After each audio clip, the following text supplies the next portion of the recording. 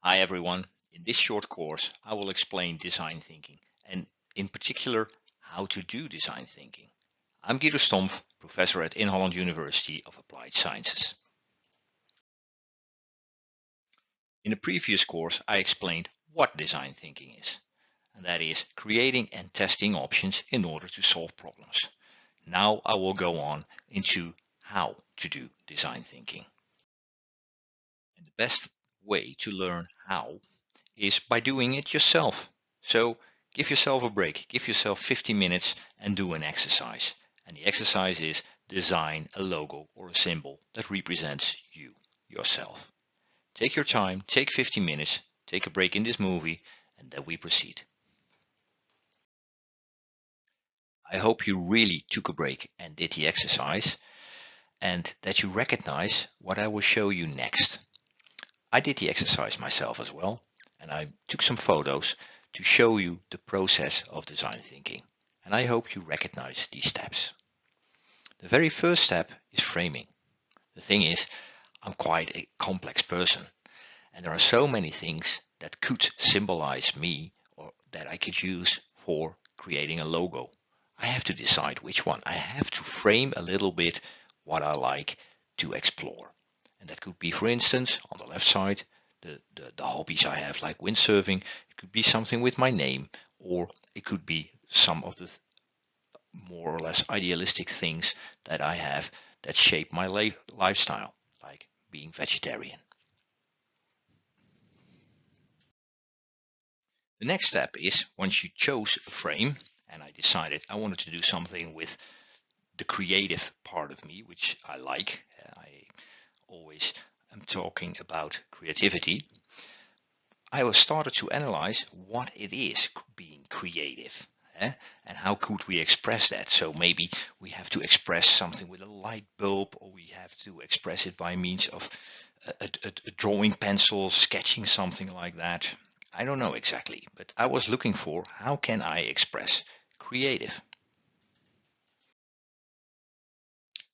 Once I chose a frame, I ideated. I started to explore what is possible within the frame by simply drawing out different ideas. Here you see me working on my name and using different fonts and different kind of things that I can do with the letters and stuff like that. And I encircled something which I apparently liked. On the right side, you see another frame, which has something to do with a light bulb. And again, you see me generating different ideas. I'm ideating, I'm exploring a frame. While I'm ideating, I reflect. I make those sketches not because I know exactly what I want. No, I explore them and I reflect on it. And then I improve them a little bit and reflect on it. And I change it a little bit and reflect on it. While sketching, I reflect. And ongoingly, I get something which I like or do not like. Reflection in action. At some moment in time was running out, I decided that probably something with a G, which turns into an arrow, would be the nicest thing. So I have to make it more explicit, like a prototype, bigger, so that I can really see if it's working out really nice. This is the next stage. So it's no longer just sketching. It's really like this is the one, and I'm trying to prototype it. And I stuck it to my whiteboard and kept it there and looked at it at some distance. Literally, I took some steps back to see if I liked what I made. And probably I will take a look at it tomorrow or the day after tomorrow to see if I still like it. So I made a prototype to test if is this the one or not. I hope that you recognize the steps I just showed you, that you had the same kind of steps in your own exercise. Probably you did, but you were not so consciously thinking about it.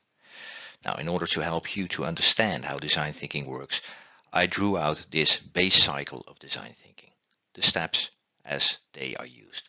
You frame the situation, you analyze, you ideate, you visualize or prototype, and you reflect on it. And you do it again and again and again. Frame, analyze, ideate, visualize, reflect.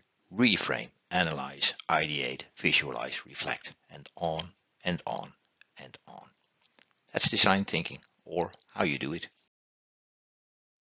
I hope that what I showed you resembles much of what you did in the exercise yourself, that you recognize the steps. Now, the question is this the same as what designers and architects do? Let's take a look at them, because there's one very big difference between them and you. You design something for yourself, and they have to design something for someone else. So how do the steps look like when designers and architects are working? The first thing is, just like you, they frame. For instance, if someone wants a house and he wants to have a house with a big kitchen, they start with, okay, let's have a big kitchen on the south.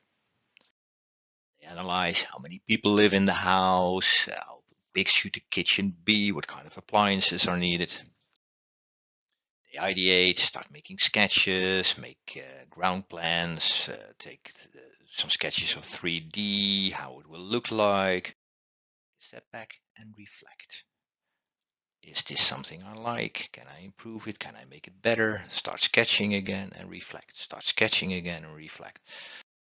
Finally, they get to know more about the design. They know more details. They iterate every time again. More knowledge, more ideas are put into the design. And again, they reflect on the outcomes in between. Some probably involve other designers or engineers to help them out with how can we genuinely make this one, how can we meet the cost and the budget and things like that. And then there's this very essential step that you didn't do in your own exercise.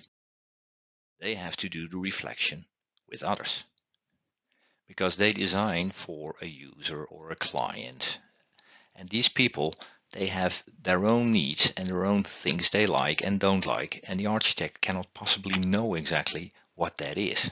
So they have to do the reflection together with others. They have to show what's on their mind and take it to them, show it to them, and ask them what they think about it. Now, what you see, what is different between designers and architects who have to design for others and the exercise you did yourself, is that they have to involve others. They have to co-create. So actually the model, the base cycle of design thinking I showed you was missing something, which I added here, a horizontal line. There are some parts which you cannot possibly do on your own. You have to co-create it with others. You have to analyze together with others what they want. You have to make frames how they like to see it together with others. And most important, you have to reflect on outcomes with others. Then there are some parts which I believe you can do yourself as a designer very well. Do the ideation, come up with crazy ideas, and visualize them and prototype them.